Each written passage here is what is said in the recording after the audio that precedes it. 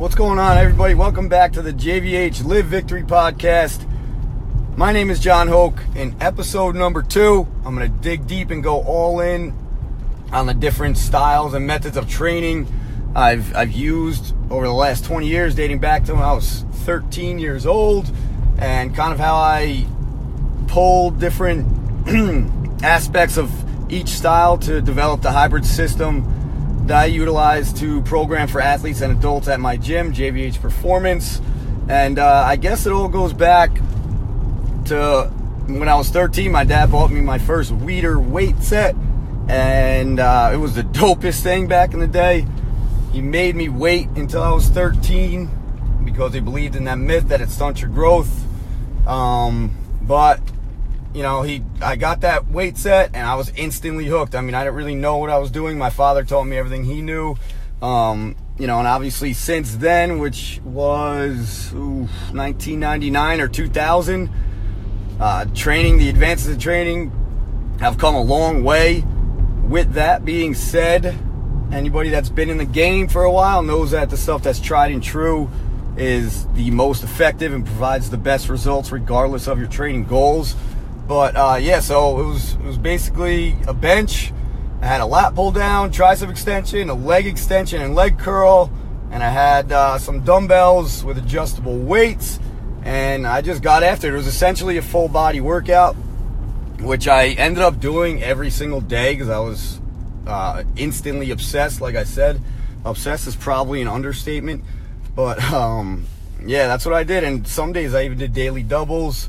I would just do the same workout, basically, the same sets and reps because I didn't know any better. But at the end of the day, it's all about the intensity and the effort. And I was always raised by my parents and from like coaches and mentors I had playing sports growing up to just give your best effort and always bring intensity, regardless of what you're doing, whether it's in training, in the weight room, in gym, in practice, with your work, anything you do, anything you're going after, just do it with intensity, go all in on it. And that was like kind of a lesson that was ingrained in me from a young age. But even before I got that weight set and I was training that way, I was always outside. I was like the kid climbing trees. I would go to work with my father, do manual labor. He owned a construction company, so I would constantly be doing manual labor around the house. And when I was at work with my dad, climbing up onto scaffoldings and doing pull-ups, and always caught doing like little mini workouts while I was at work. So it's training to me it's more than just like what I do. It's who I am. It always has been. Like I said, obsession is definitely an understatement for how I feel about training and what it could do for a person's life. But that foundation was built on playing outside. My voice is horrible. It's hoarse today. I apologize. I actually have some pretty bad allergies at this point.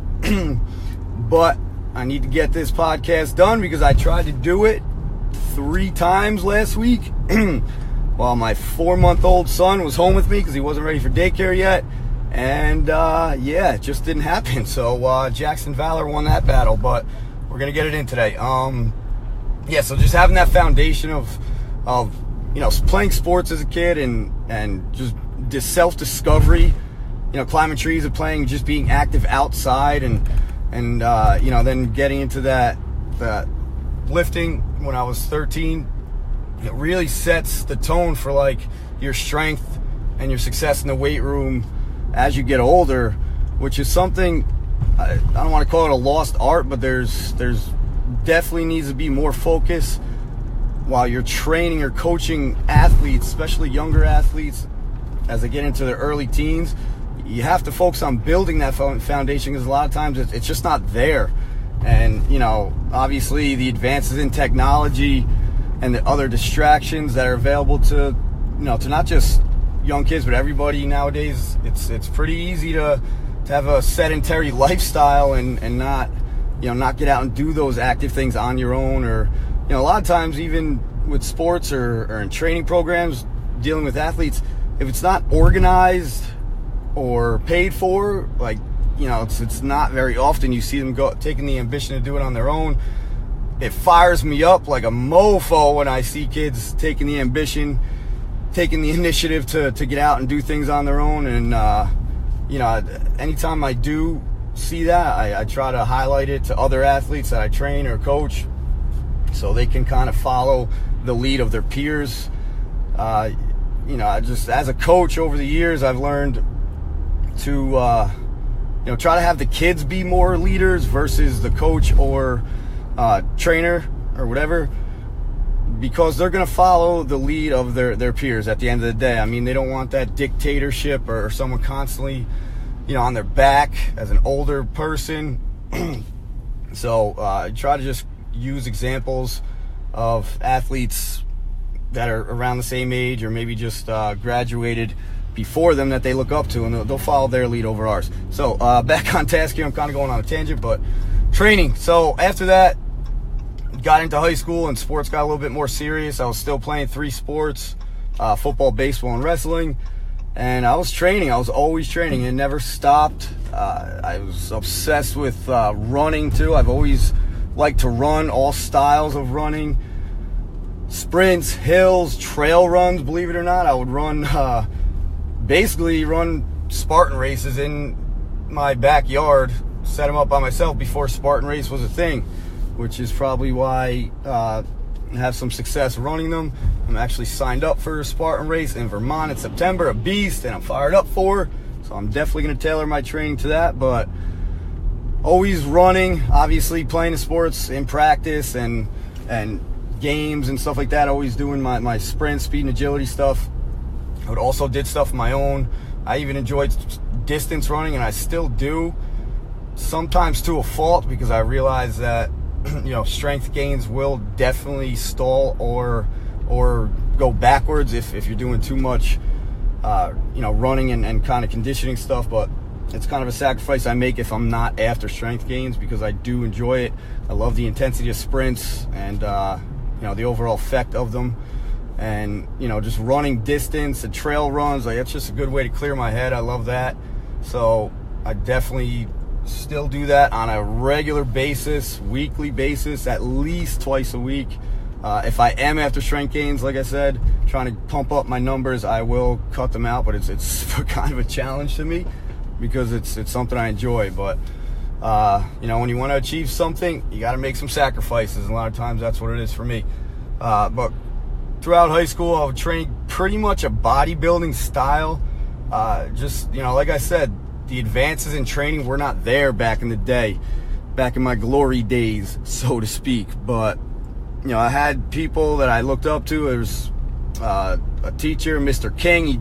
He ran what was called Ironman after school.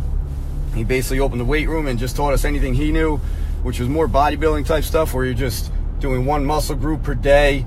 I did not train much legs back then, outside of like machines and just doing the hill sprints and stuff like that. Pretty much because not many other people were doing that. I didn't know any better. I wish I had, but at the same time, I was still bringing that intensity, always training my face off, going as hard as I could, pushing through barriers and trying to get to the next strength level or whatever it might be. So a lot of bench press, just like a lot of high school kids love to do. A lot of just isolating muscle groups. So you got your bis, tris, back, chest, abs, all that stuff. Always cranking out body weight stuff, push-ups, pull-ups every day.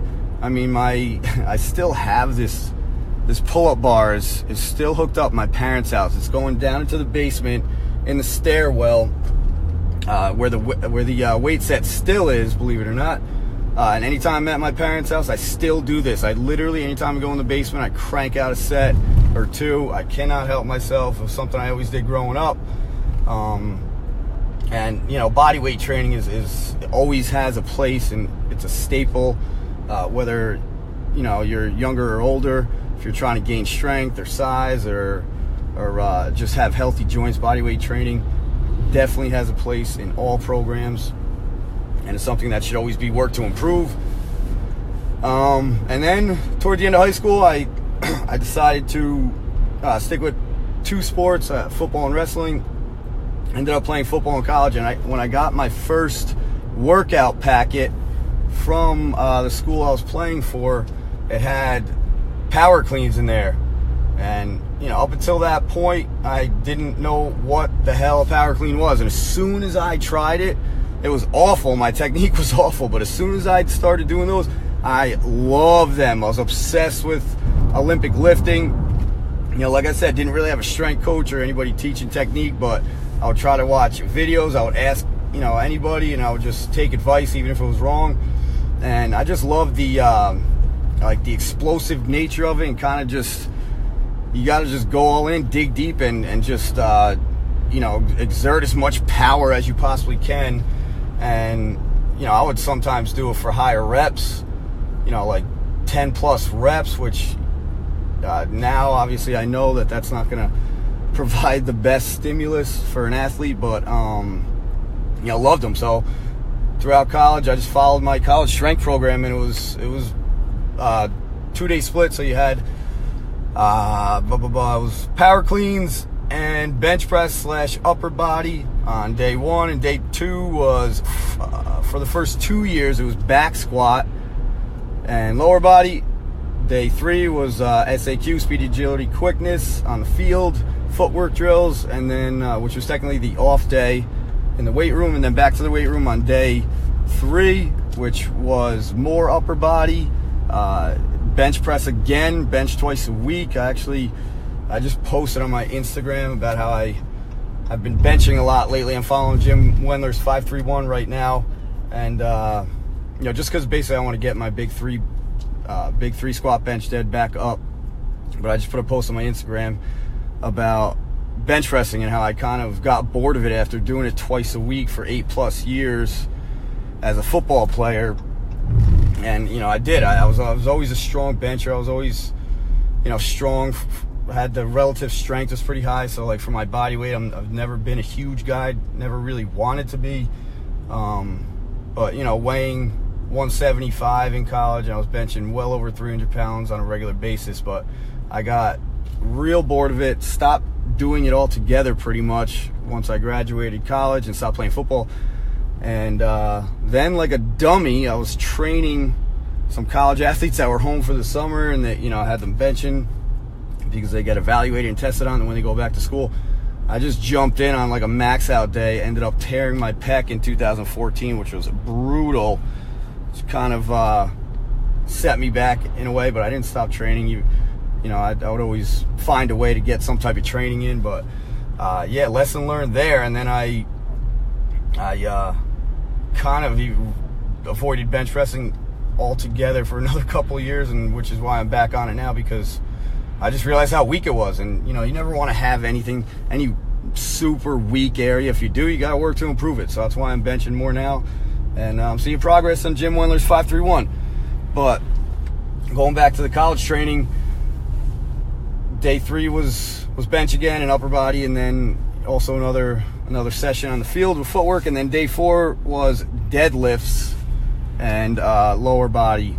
Saturday was more field work. So it was 4 days of lifting. There was 3 to 4 days speed, agility, quickness, or footwork drills in the field, and I loved it. I would constantly add extra stuff to the end of workouts, and like I said, it was just obsession. It's an extreme understatement. I just couldn't get enough training.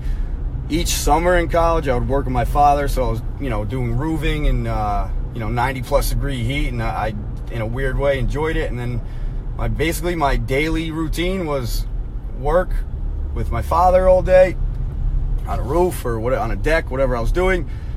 Go home, eat, go to the gym, spend at least an hour and a half there, and on the days I had to hit the field first, and then go to the gym, and then go home and crash about 9 o'clock. And it was just a routine that I steadily followed from really high school throughout college in the summertime, and that also contributed to kind of the work ethic and the discipline at a young age that I've developed, now and into my 30s. But you can see all these things.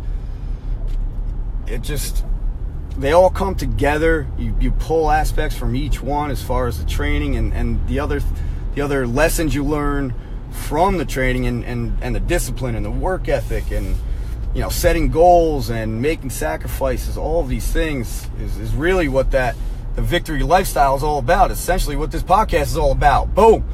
So, it's beyond the sets and reps and the training. It's definitely something I utilize in my life, and I try to coach younger athletes and even adults on. Take these lessons that you learn, the struggle, the sacrifice, the overcoming obstacles, and all those great things you learn from training, apply them to anything in life, and they'll help you, get through the best and worst times. But so vast experience there as far as styles and methods I've used. It wasn't until the end of my last semester in college, actually, that I really was introduced to sports performance, as it was very popularly referred to as back then. You don't hear that term as much anymore. It was sports performance, functional training, which has kind of been a trendy term that has come back now. It was also trendy back then. I'm not a fan of trends, by the way. More on that at another time. But I was introduced to sports performance and really started learning Olympic weightlifting, plyometrics, speed training, legitimate speed training, mechanics, and force production, and all those things. And I had an internship at Velocity Sports Performance. I'm not sure how many of those exist anymore, and it was one of the best experiences I've ever had. It definitely was had an impact on me as far as what I wanted to do, for sure. I knew I wanted to be in the fitness related industry. And right then and there, I knew I wanted to train only athletes. So after that internship, I graduated and kind of had an experience, a short bout at a commercial gym where I had a job as a trainer. But I came to find out that a trainer at a commercial gym is really more of a marketer, and you're just trying to sell personal training packages. And I did not like the atmosphere in commercial gyms. I mean, the AC is on, it's cold, it's really hard to sweat, there's really very little intensity. If you are training intensely, you get looked at weird sometimes. And I had my fitness manager, who's supposed to be teaching me training, ask me for advice. So I was like, whoa, man, this is backwards. 3 months, I was like, I'm out of here, I cannot do this anymore, this is not where I want to be. And I went home and I started training people on my own. And, I was kind of learning as I went, but I found this sports performance place that was a couple towns over. Great facility. I'm always telling stories about it. I still have, that was 10 years ago, I still have members from those days, and we're always telling war stories about the days at OPTC. Great gym, great facility, and I was just building my business out of there. And the owner was super duper educated in training, and he taught me everything he knew. I was so grateful for that. And he also had like a library room. It was like kind of a coach's lounge room, but there was a TV, a DVD player. I don't know if many people have those anymore, but TV, DVD player, and a stack of books. And on my off hours, as far as when I wasn't training athletes, I would lock myself in there and just go to town and study, research, and immediately apply what I learned, apply it to my own training, to also the athletes I was training. And I was just learning, I was writing programs and just trying to ingrain the why, the science, so to speak, behind the training into my head, so it would serve me, for a long period of time in my career, which it has. And something I still do on a daily basis is self-study, research, and always trying to learn and grow and evolve. But like I mentioned in the beginning, training, you're not going to reinvent the wheel. I'm not going to reinvent the wheel. It's not my goal. It's the methods that are tried and true, and the techniques and the compound lifts and those things are, they've been around forever, and they're going to be around forever, and there's a reason for that. They provide the best results, and they're scalable. They apply to anybody and everybody, all ages, all populations. And, those are kind of the things I revolve my training systems around, which most other coaches and trainers do as well. But yeah, I'll just study my face off and train. They also did strongman Saturdays, so I had some experience doing some strongman stuff with huge guys, which was a lot of fun, super challenging, highly effective. build strength, burn fat for sure, but build strength and really just overall toughness, especially as a smaller athlete. But that, and I was getting coached and learning Olympic weightlifting as well. Also more speed, agility, quickness, bodybuilding, sandbag, kind of like underground style training. There's sandbags, kettlebells. Watched Pavel's DVD and read his book, and just experimented with kettlebells. There was another trainer that worked at the gym too that had multiple kettlebell certifications. He taught me everything he knew, and it was just a great overall experience as far as learning, getting educated, and having a practical experience in a gym, which at the end of the day, certifications aside, college education aside, experience trumps all. I'm not saying that as someone who hasn't been through the educational system. I do have a degree. I have 7 certifications, but that's not, that's not the most beneficial thing as a trainer or coach. It's all about the experience and being in the trenches, so to speak, coaching people, because everybody's different. Every individual has their own goals, their own ambitions, their own challenges and obstacles and imbalances, and that's kind of what keeps it interesting as a coach. You're never, there's always something new you can learn, whether it's from yourself or for a client or a member. So just having that experience, over the last decade of training people, and then on top of that, another decade of training myself, so 20 years total, it really helps in having that mental agility, being able to coach people and, react quickly on the fly. Because I don't care what you say. I don't care what anybody says. I don't care who you are. You can write up the best program, have the best model, and you're still going to have to make changes to it. You have to be able to have that mental agility and having experience and being in that practical setting and in the trenches, as people like to say. It helps in that way, in a big way. But yeah, so always studying, always trying to learn, always trying to expand. I even learned some powerlifting, and all these things that, like I said, once I learned them, I put them to use. I would do the program. I was using myself essentially as a guinea pig to learn, and proved to be highly effective. Sometimes I would be training 3, 4, 5 times a day, which obviously is not good. But my whole ambition at that time was just learn as much as possible. I really wasn't concerned with getting my numbers up. I just really wanted to learn techniques. And nowadays there's a million gyms. I mean, anywhere you go, there's a new gym on a corner, private studio or whatever. And the great thing about the private studio setting and the kind of the space I'm in is that, like, it's not just a program. It's not just the X's and O's. You're not just getting, workouts like, all right, here you go. If it's a good facility with, respectable coaches, they're going to be coaching you on the technique, on the intensity. It goes way beyond the sets and reps, and that's really what kind of bridges that gap between achieving results and not, is looking beyond the sets, reps, and intensity and weight lifted. Like, yeah, you're gonna chase numbers, you're gonna train hard, you're gonna have your general template, but being able to coach beyond that and really pay attention to your the athletes or adults that you are coaching, and what fires them up, what inspires them, what gets them to dig deeper, what gets them to do the right things outside of the gym. Like sleep, recovery, nutrition, all those things definitely add to your progress or lack thereof. But so now at this time, I really just blend all of those experiences I've had in training into a hybrid system that I use to train athletes and adults at my gym.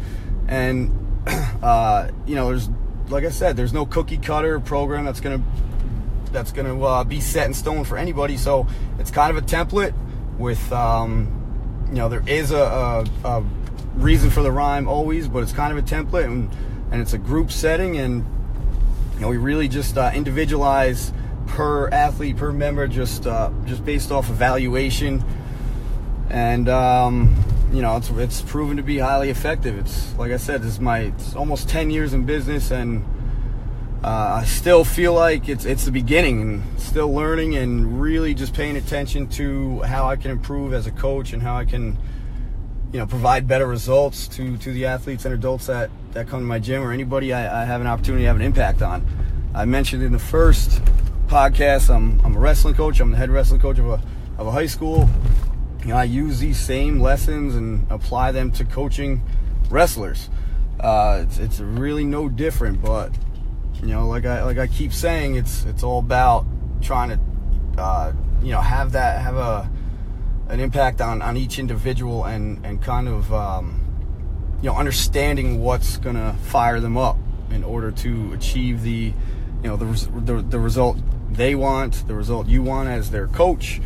And that's what it's all about. So as far as training, I mean, to give you a long laundry list of styles and methods: bodyweight, bodybuilding, speed agility, quickness training, Olympic weightlifting. I've actually even taken athletes to Olympic weightlifting competitions, something I enjoy because it's very challenging. It's always going to be challenging. It's a very complex style of training, but I enjoy taking athletes to competitions. Also some powerlifting experience, writing programs and coaching that.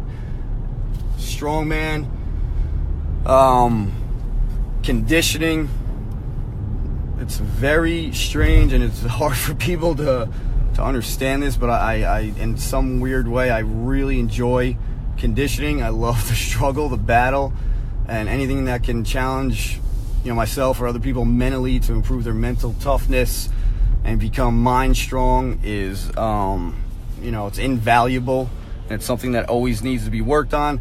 Also underground style, where you have sandbags, kettlebells, heavy balls,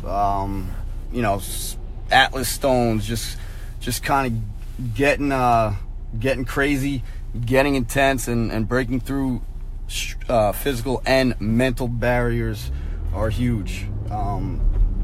So that's really what it's about. I pull aspects from each one and develop that hybrid system. I really enjoy programming as well as training and coaching. Like I said, still, to this day, I enjoy it the same I did on day one, if not more. So that's where it's at right now. Like I said, I'm following Jim Wendler's 531 for the squat, bench, and dead. If you don't know that program, never heard of it, I highly recommend looking it up. It's been around for about, I want to say, 15 years. I've used his system. This is my third time using it. And if you want to get strong, and if you want to put on some size, and you want to challenge, that system is for you. It's pretty unique in that it's a percentage-based system. Each main lift, each day, you're going to perform max reps on your last working set. So week one, let's say it's 65% for 5, 75% for 5, 85% on your last set for 5+, meaning you go for max reps. And basically it challenges you physically, but mentally you can decide to continue to do more reps even though they suck and they're grinders, or you can decide to quit on the set, and that's really gonna basically determine your results. And like I mentioned before, I really enjoy that mental battle, that mental struggle, which is it's definitely being worked on in this program. I have goals there. Once I reach them, I will shift my training to prepare for that Spartan race.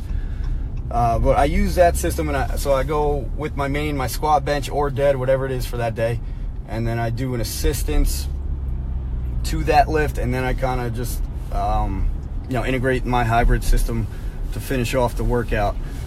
And I'm really enjoying the training right now. I mean, the reason I'm using it is because I really just beat myself down a couple months ago. So I mentioned my son earlier. He was premature. He was 8 weeks early, as was my daughter. My daughter was 7 weeks early. She's 3.5. And she still melts my heart to this day. I don't care who you are. If you're a father of a girl, I know she softens you up, makes you a big pile of mush like she does to me. I don't care how tough you think you are. Not afraid to admit that, but my son was also premature, and it just kind of threw me for a loop because we weren't expecting that, my wife and I, on our second child. And I didn't handle it well. I was coping just by basically beating myself down. I wasn't really sleeping much. I was my nutrition was crap.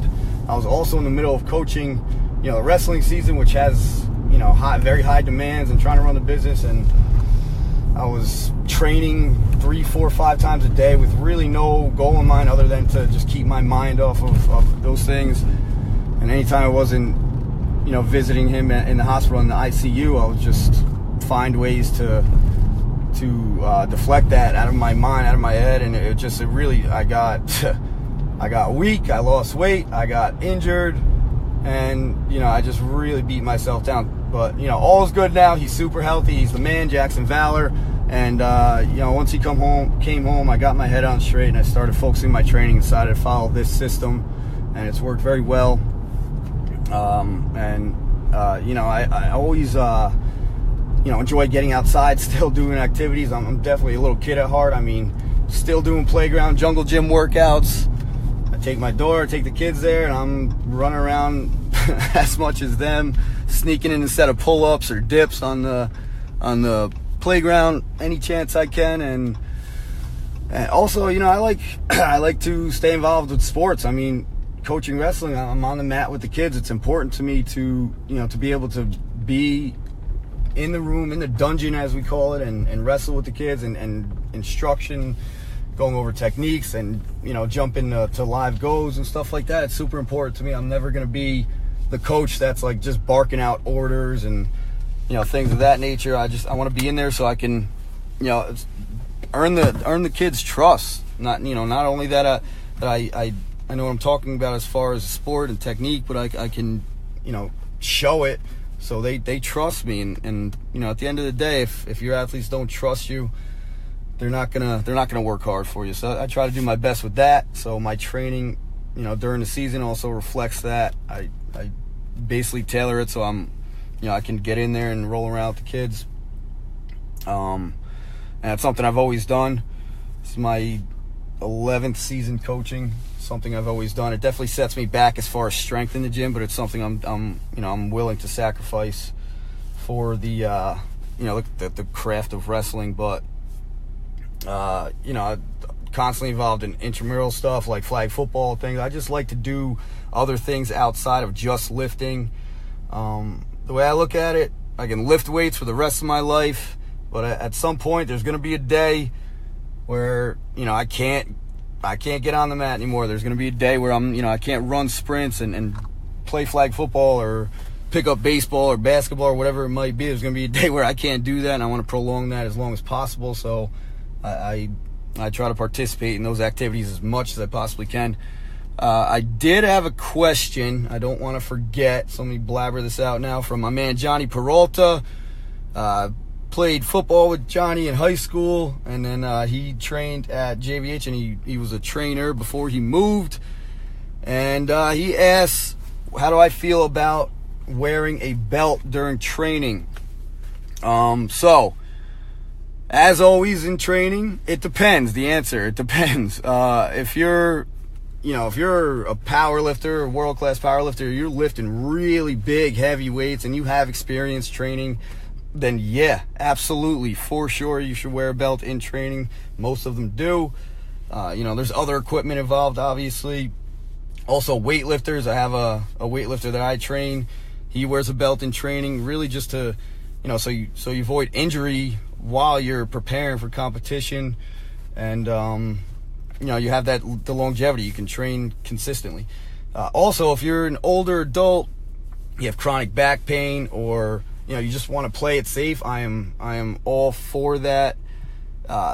Especially if you've had surgery or any type of situation, or it was a serious injury, definitely play it safe in training again, so you can train for a long time. I mean, training it's not a means to an end. For me, it's a lifelong journey, and I I train that way. I apply that to people I coach and train. I'm not about the quick fix. There's no such thing as a 6-week cycle that's gonna turn you into the Incredible Hulk. It's look for that lifelong journey, lifelong process of training. But anything that's gonna help you maintain that longevity and stay the course, I'm all for it.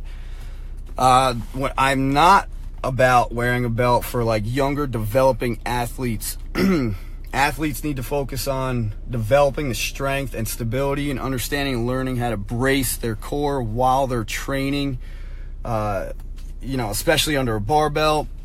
So things like heavy loaded front loaded carries, farmer walks, plank variations, loaded planks, and learning the technique of bracing, taking a big belly breath in without expanding your rib cage, keeping those ribs down, holding that breath, squeezing the bar, maintaining that tension, and recruiting as many muscle fibers as you possibly can for each rep, for each lift. So for younger developing athletes, I want to focus on developing the strength, the musculature of the low back, core, and all areas of the body really, but I prefer them not wear belts. So that's how I feel about wearing belts. My man Johnny, I hope everything's all good. Miss you, bro. And another question rolled in. It was about developing and maintaining a culture in your gym setting or on your team.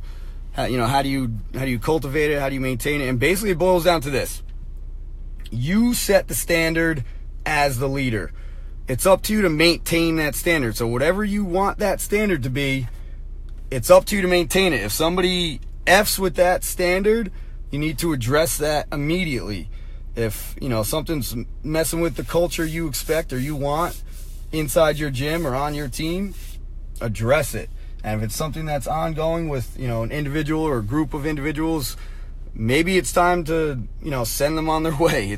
I've had to do that myself personally at my gym, and it's uncomfortable, but listen, you set the standard and you do it for a reason, so it's up to you to maintain that. For me at JVH and on the wrestling team, the standard is you need to have a very high work ethic. You need to bring your best effort every day regardless of any other factors. You need to have some discipline or develop your discipline, and you need to have a purpose. Without a purpose, it's very easy to give up on your goals or ambitions at the first sign of adversity. You really need to hone in on what your purpose is. And once you figure that out, hold on to it, protect it, write it down, read it every day, and remind yourself why you're training, why you're waking up early to get to a workout, or why you're meal prepping or whatever it might be on the days you don't want to do it. Think about that purpose, and it will help you stay the course. It's literally painted on the wall in my gym, huge block letters. What is your purpose? Always need to work on that. So that's where it's at. I hope you guys enjoyed today's episode. If you have any questions or comments, or you have topics you want me to get into, shoot me a DM on Instagram. It's at JVHcoach_Hoke. My last name, Hoke. And I will definitely be diving into each one of those styles and methods on an individual basis in future episodes for sure. But looking forward to bringing you that content. And I'll talk to you guys later. Peace out.